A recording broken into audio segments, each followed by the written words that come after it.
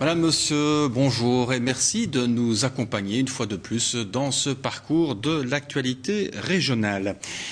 Régler son compte au surendettement, c'est là l'objectif ambitieux que vient de se fixer la Wallonie. Il faut dire que dans notre région, plus de 5% des personnes majeures n'arrivent pas à rembourser au moins un crédit. C'est 2 fois plus qu'en Flandre, un problème qui concerne le plus souvent les femmes célibataires, sans emploi, avec ou sans enfants. La Wallonie vient donc de décider de réformer les services de médiation de dette. 1 million d'euros va être investi dans cette réforme. Bernard Paulet et Jean-Claude Brandenberg. Augmenter les moyens pour professionnaliser le secteur et intensifier les campagnes de prévention, voilà en gros ce que prévoit la réforme. En Wallonie, il existe 218 services de médiation de dette intégrés dans un CPAS ou constitués en ASBL. À Namur, les Restos du Cœur ont leur propre service. Chaque année, entre 350 et 400 personnes viennent ici demander de l'aide.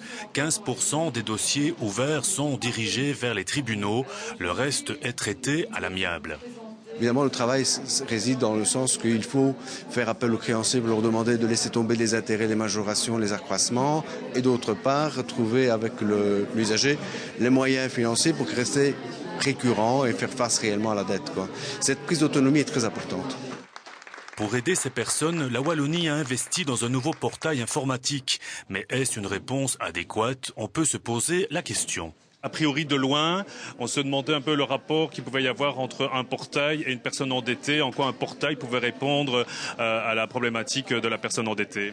Mais justement, la personne en situation difficile par rapport à la gestion de son budget se pose énormément de questions. Que dois-je faire? Comment je vais m'en sortir?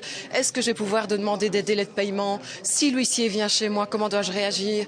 Bref, toute une série de questions qui peuvent trouver réponse au travers du portail. Finalement, cet outil va surtout soulager les services de médiation en répondant aux questions des personnes proactives qui cherchent à ne pas tomber dans le surendettement.